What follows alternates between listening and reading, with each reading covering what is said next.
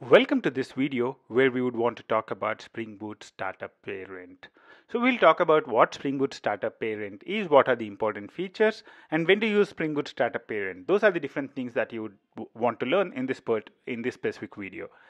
If you don't know about Spring or Spring MVC or Spring Boot, then you would find a lot of links in here which would help you to understand those frameworks in a very short time.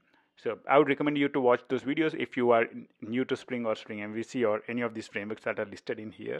If you create any project using Spring Initializer, you can go in here. This is start.spring.io. This is the place where you can create any project that you would want with Spring Boot.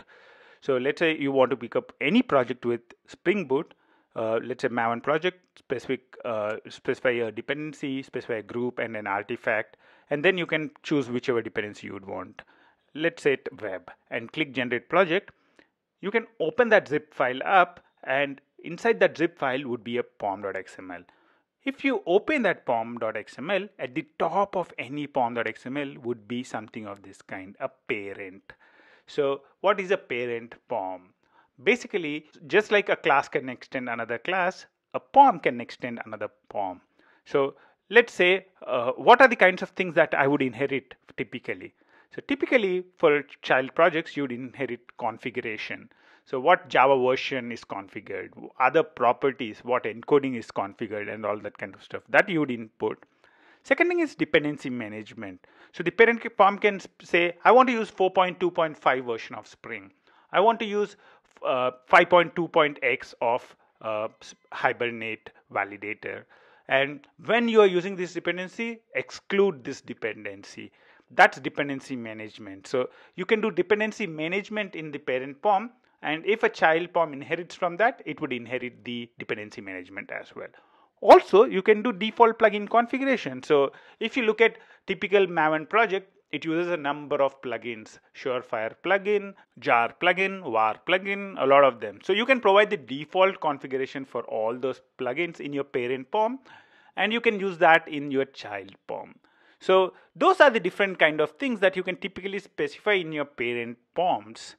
If that's the case, then what is really inside Spring Boot Startup Parent? Spring Boot Startup Parent is also a parent POM. So what kind of configuration is in there? What kind of dependency management is in there? What kind of plugins are configured there? That's basically what we would be looking at now. So if you actually look at Spring Boot Startup Parent, it again inherits from another POM. It's called Spring Boot Dependencies. We'll look at Spring Boot dependencies a little later.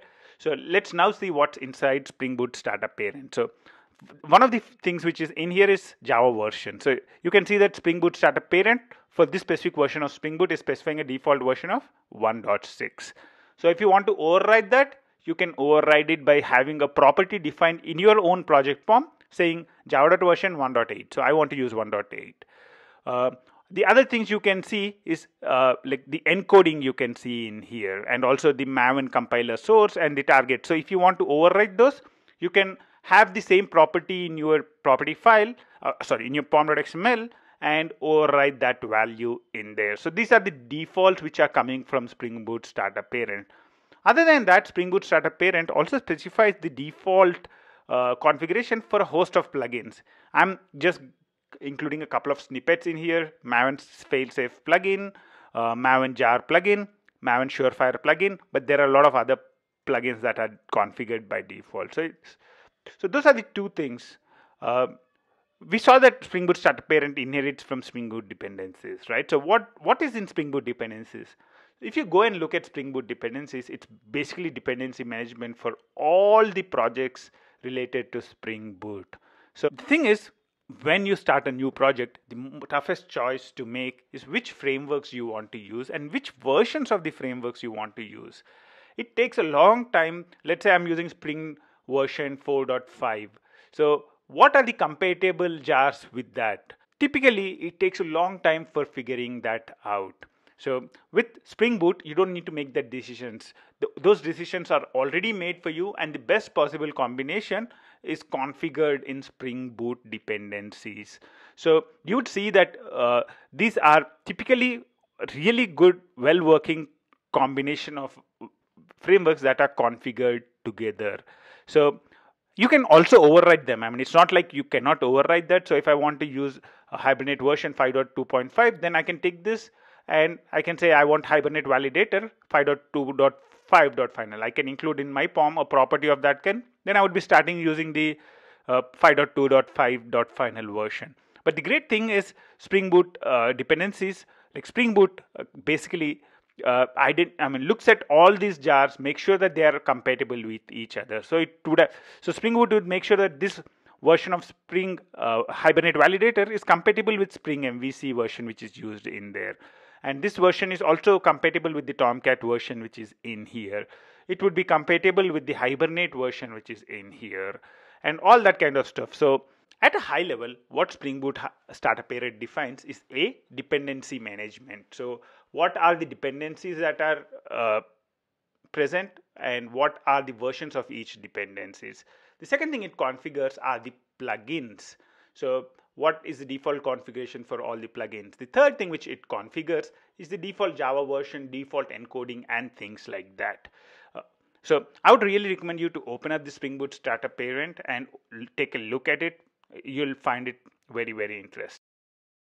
In 28 minutes, our focus is on making you an expert at Spring Boot. We have created a complete website on Spring Boot at www.springbootutorial.com. The link in the description of video would take you to a page where you find details of all the courses, videos, and the articles we have created on Spring Boot. If you love our videos, you would love our courses too. Our courses have great reviews on Udemy. You can see some of the reviews in here. And there are also articles on basics of Spring Boot, auto configuration, starter projects, starter parent, REST services, web application. All the code examples, we have Maven projects which are present, which you can directly import into Eclipse and start running them, and other references as well. This page would be a great start for you to become an expert on Spring Boot. You might also want to visit our website www.in28minutes.com, all other courses other than Spring Boot as well. Thank you for all the support you are providing us. We would not have grown to 52,000 on Udemy. We would not have such great reviews on courses on Udemy without your support. We would not have been able to grow to 28,000 subscribers and more than 3 million views